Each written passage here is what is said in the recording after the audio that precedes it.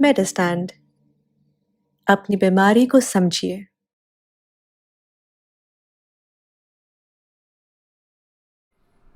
अस्सलाम वालेकुम ख़वातीन हज़रात, प्रोफेसर अज़ीज़ुर रहमान मेडिस्टैंड अपनी बीमारी को समझिए की तरफ से एक और वीडियो के साथ हाज़िर हुआ हूँ। आज मैं बात करने जा रहा हूँ पित्ते की दर्द के बारे में। जो पित्ता है वो इंसान का वो आपके पेट के ऊपर वाले हिस्से में यहाँ राइट साइड पे यहाँ पर होता है। जो जिगर है, लिवर है, उसके बिल्कुल नीचे होता है, सेंटर से थोड़ा सा राइट साइड पे होता है। तो इसका काम ये है कि जो जिगर की वो रतूबतें जिनका हाजमे से तल्लुक़ है, बाइल बोलते हैं, वो बाइल जो है जिगर बनाता रहता है और पित्ते में स्टोर होता रहता है। और जब हम खाना खाते हैं और खाने में ख़ास तौर पे चिकनाई वाली कोई चीज़ हो, जो कि मोस्टली खानों में थोड़ी बहुत चिकनाई तो होती ही है, उसके चूँकि हाजमे के लिए बाइल की ज़रूरत हो, तो कुदरत ने ऐसा सिस्टम बनाया है कि जब हमारे मैदे में खाना जाता है और जिसमें फ़ैट होता है, तो जो गॉल ब्लैडर है जो कि बाइल को हर वक्त स्टोर किए जा रहा होता है, भरा होता है, तो वो फिर ऐसे कॉन्ट्रैक्ट करता है, तो वो बाइल हमारे मैदे में आ जाता है। मैदे के आगे जो एक्चुअली नाली है उसमें आ जाता है, तो हाजमे में मदद देता है। नॉर्मली ये अमल चलता है, हमें कुछ नहीं पता चलता। खाली मैदा जब होते हैं तो बाइल पित्ते में जमा होता रहता है, और जब वो खाना खाते तो उसमें से आ जाता है, खुराक की नाली में, छोटी नाली में आ जाता है, और बिल्कुल काम चलता रहता है। और कई दफ़ा उसकी अभी बहुत अच्छी तरह से वजूहात नहीं मालूम हुई। वो बाइल जो है वो लिक्विड की बजाय गॉल ब्लैडर में, पित्ते में, वो उसकी पहले रेत सी बनती है, फिर उसकी पत्थरियाँ सी बननी शुरू हो जाती हैं। अच्छा, ये जो पत्थरियाँ हैं पित्ते की, ये बहुत सालों तक कोई सिम्टम नहीं कॉज करती। यानी आपको हाजमे में कोई फ़र्क नहीं महसूस होता है, पेट में दर्द कोई नहीं होती, यहाँ जहाँ पित्ते की जगह है यहाँ पे कोई दर्द नहीं होती, यानी बिल्कुल किसी तरीके से नहीं पता चलता। लेकिन कभी कभार वो जो पित्ते की पथरी है वो अपने जगह से फिसल के वो जो छोटी सी पतली सी नाली, खुराकी नाली के अंदर आ रही है, आंत में, छोटी आंत में आ रही है, वहाँ जाके फंस जाती है। या वो पित्ते की अपनी जो एक छोटी सी नेक है उसमें फंस जाती है। तो कुदरती निज़ाम ये है कि जब भी कोई चीज़ रुकावट डाले, इंटेस्टाइन हो या कोई और बॉडी का ऑर्गन हो, तो उसके पीछे से वो ऑर्गन कॉन्ट्रैक्ट करता है इस इंटेंशन से कि वो चीज़ आगे पास ऑन हो जाए, रास्ता खुल जाए। तो इसके नतीजे में शदीद दर्द होती है। मुमकिन है आपको पहले कभी कोई भी सिम्टम ना हो और पहली सिम्टम एक शदीद दर्द की सूरत में आए। और इस दर्द की निशानी ये होती है कि ये शुरू में पेट के सेंटर वाले हिस्से में यहाँ पे आ गई, यहाँ चेस्ट ख़त्म होती है, पेट शुरू होता है, यहाँ बिल्कुल जहाँ स्टमक होता है वहाँ ये दर्द शुरू होती है। ये इसलिए बताना ज़रूरी है कि चूँकि पिता यहाँ राइट साइड पे होता है और दर्द इसकी हमेशा यहाँ पे शुरू होती है, और यहाँ से दर्द ये घूम के राइट साइड से बैक में भी चली जाती है। कई दफ़ा बैक में महसूस होती है, कई दफ़ा फ्रंट में महसूस होती है, बट आम तौर पे फ्रंट से शुरू होकर बैक पे जाती है। कई दफ़ा ये राइट शोल्डर में भी जा सकती है, और कई दफ़ा ये राइट शोल्डर की जो बोन है वहाँ भी जा सकती है। इसके साथ चूँकि ये दर्द शदीद होती है, तो इसके साथ पसीने भी आ सकते हैं, इसके साथ मतली भी हो सकती है, और इसके साथ एक्चुअली उल्टी भी आ सकती है। तो ये सारी इसकी निशानी है। दर्द आम तौर पे शदीद होती है। जब हम मरीज़ से पूछते हैं कि कितनी दर्द थी, वो आम तौर पे यही बताता है कि ये बहुत नाकाबिले बर्दाश्त होती है दर्द।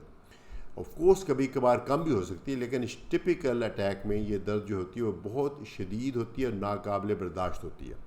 इसका हमारा तरीका है पूछने का, मरीज़ से पूछते हैं कि 1 से 9, अगर हम 1 से 10 का स्केल बनाएं तो किस नंबर की दर्द होगी। तो वो टिपिकली मरीज़ बताता है कि 8, 9 या 10 की, यानी शदीद दर्द थी, इतनी दर्द थी कि वो बर्दाश्त नहीं होती थी। तो ये इसकी निशानी है। आम तौर पे मैंने देखा है कि इस तरह के मरीज़, ज़ाहिर तकलीफ़ इतनी होती है कि यूजली अस्पताल जाते हैं। हस्पताल में यूजली डॉक्टर जो इमरजेंसी वाला कोई टीका लगाता है, दर्द का लगाता है, तजाबित का लगाता है, दर्द ठीक हो जाती है। और अक्सर मैंने देखा है कि इसका जो प्रॉपर टेस्ट है वो नहीं होता, चूँकि मरीज़ ठीक हो जाता है और मरीज़ आराम से घर आ जाता है, डॉक्टर भी मुतमिन हो जाता है, लेकिन असल बीमारी जो है वो अंदर पड़ी रह जाती है, छुपी रह जाती है, अनडायग्नोज रह जाती है। तो अगर कभी आपको ऐसी दर्द हो तो मेरा ख़्याल में इसके लिए ज़रूरी है कि इसकी इन्वेस्टिगेशन की जाए और इसका वाहद जो टेस्ट है और जो बहुत ही एक सिंपल टेस्ट है और बहुत ही रिलायबल टेस्ट है वो पेट का अल्ट्रासाउंड है। अगर पित्ते का अल्ट्रासाउंड किया जाए तो उसके लिए ज़रूरी है कि 6-7 घंटे से आपने कोई खाने में कुछ चिकनाई वाली चीज़ ना खाई हो, या तो 5-6 घंटे से बिल्कुल फास्टिंग हो, या अगर कोई चीज़ खाई भी हो तो ऐसी हो जिसमें चिकनाई ना हो, यानी पानी पिया जा सकता है, कोई ड्रिंक्स लिए जा सकते हैं, कोई फल किया जा सकता है, फलों का जूस लिया जा सकता है, लेकिन रोटी, कोई सैंडविच, कोई चाय, ये चीज़ें ना ली हों 5-6 घंटे से, क्योंकि उसमें पित्ता भरा होता है अपने अपने बाइल से, तो उसमें अगर थोड़ा सा भी स्टोन हो तो वह नज़र आ जाता है। सो अल्ट्रासाउंड के ऊपर ही वाज़ेह तौर पे पता चल जाता है कि पथरी है कि नहीं है। दोनों सूरतों में तशख़ीस मुकम्मल हो जाती है, प्रोवाइडेड आपने अल्ट्रासाउंड प्रॉपर प्रेपरेशन के साथ किया है। वो प्रेपरेशन ये है कि 5-6 घंटे से कुछ खाया ना हो। अच्छा, अगला सवाल ये होता है, तो अगर ये पित्ते की पथरी तशख़ीस हो जाए तो फिर आगे क्या करना चाहिए? कई दफ़ा ऐसा भी होता है कि मरीज़ को कोई तकलीफ़ सिरे से है ही नहीं, अल्ट्रासाउंड कराया गया था पेट का किसी और वजह से, लेकिन पित्ते में पथरियाँ आ गई नज़र। तो ऐसे में करना क्या चाहिए? एक बात तो ये मैं कहना चाहूँगा, मैं फिजिशियन हूँ, ये बताना चाहूँगा कि पित्ते की पथरियों का कोई ऐसा इलाज नहीं मेडिसिन की सूरत में जिससे वो पथरियाँ ख़त्म हो जाएँ, यानी पथरियों को ख़त्म करने का कोई इलाज नहीं किसी साइंस में भी। हाँ, अलबत्ता उसको करना क्या चाहिए, अगर तो किसी को उसकी कोई तकलीफ़ नहीं है और उस बंदे की उम्र भी बहुत यंग नहीं है, 50-60 से ऊपर है, तो फिर तो हम उसको सिंपली ऑब्ज़र्व करते हैं, मरीज़ को ये बताते हैं कि ये आपको मसला है, लेकिन इसकी अभी किसी किस्म की इलाज की ज़रूरत नहीं, जब अगर की बार बार तकलीफ़ होगी तो फिर देखेंगे। अगर कोई बंदा यंग है उसमें भी हम ऑब्ज़र्व कर सकते हैं, लेकिन अगर उसको दर्द भी हो रही है और बंदा यंग भी है तो फिर उसका इलाज ऑपरेशन है। ऑपरेशन इसका वो आजकल लेप्रोस्कोपिक कोलिसिस्टेक्टमी के तौर पे किया जाता है। वो बहुत बड़ा ऑपरेशन नहीं है वो, लेकिन वो है तो ऑपरेशन, वो करके पित्ता पत्थरियों के समेत निकाला जाता है। आम तौर पे पित्ता निकलने के बाद कुछ मसला नहीं होता, अगरचे लोग बहुत महसूस करते हैं कि पित्ता निकलने के बाद हाजमा ख़राब हो जाता, बट मोस्टली ऐसा नहीं होता। अच्छा, ये बताना चाहूँगा कि पित्ता निकालना क्यों ज़रूरी है अगर ये पथरियाँ हैं तो। एक तो ये बात है कि इसका मेडिकल कोई इलाज नहीं, मेडिसिन में हम सिर्फ इसकी पेन कंट्रोल कर सकते हैं जब कभी हो, और कोई तरीका नहीं है। ये भी मैं आपको यकीन से बता रहा हूँ कि खाने में ऐसी कोई परहेज़ नहीं है जो आप करें और आपको इस बात की ज़मानत दी जा सके कि आपका पित्ते की दर्द दोबारा नहीं होगी। जो अगरचे चिकनाई वाली चीज़ें हम बताते हैं मरीज़ों को ना खाएं या कम खाएं, लेकिन ना खाना इस चीज़ की गारंटी नहीं है कि दर्द नहीं होगी। सो एक तो दर्द वजह है ऑपरेशन करने की, लेकिन उसके अलावा 2-3 और बड़ी वजूहात हैं। एक वजह है कि जिसको बोलते हैं ऑब्स्ट्रक्टिव जॉन्डिस। ये पथरी जो है कई दफ़ा पित्ते में से निकल के वो जो नाली आगे पतली सी बारीक सी नाली है जो आगे आंत तक जाती है, अगर उसके अंदर ये फंस जाए तो यरकान हो जाता है, ऐसा यरकान जो बिल्कुल नहीं ठीक होता जब तक वो पथरी ना निकाली जाए। तो एक तो ये बड़ी वजह है कि हम उस ख़तरे को टालने के लिए कि यरकान ना हो जाए, ऑब्स्ट्रक्टिव जॉन्डिस ना हो जाए, ये वजह होती है पथरी निकालने की, ऑपरेशन करने की। एक वजह है, एक कंडीशन है जिसको बोलते हैं पेंक्रियाटाइटिस। कई दफ़ा पित्ते की पथरी बेशक छोटी सी हो, जब वो गुजरती है तो एक्चुअली वो पेंक्रियाज के अंदर से एक पेंक्रियाटिक डक्ट होती है जिससे कॉमन बाइल डक्ट है, इस तरह से एक पेंक्रियाटिक डक्ट है, वो दोनों मिलती हैं तो इंटेस्टाइन में जाती हैं। वहाँ कई दफ़ा पथरी थोड़ी देर के लिए फंसती है, बेशक फंस के बाहर निकल जाए, उसके बाद वो एक कंडीशन कर जाती है जिसको बोलते हैं पेंक्रियाटाइटिस। ये पेंक्रियाटाइटिस एक ऐसी कंडीशन है जिसमें पित्ते में बहुत ही इसमें पेंक्रियाज में बहुत ही शदीद दर्द होती है और उसकी बेतहाशा सीरियस कॉम्प्लिकेशन है, बहुत बुरी बीमारी है पेंक्रियाटाइटिस। सो उससे बचने के लिए भी पित्ते को ऑपरेशन करना ज़रूरी है।